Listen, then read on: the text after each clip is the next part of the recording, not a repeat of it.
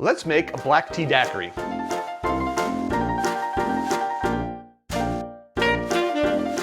To make this drink, we are going to start with our lime juice. I'm going to put 1 ounce of fresh squeezed lime juice into my shaker. 1 ounce is 30 milliliters.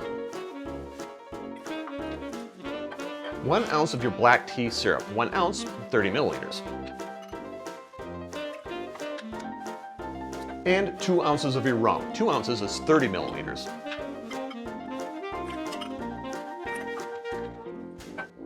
Add some ice, and give it a shake. Let your cap fly off. Strain into your coupe. The traditional glass is going to be a coupe. And garnish. A lime wheel would be great, a lime wedge would be great. I have a dehydrated lime wheel, so I'm going to float that on top. And there you have it, a black tea daiquiri. Drink with good spirits.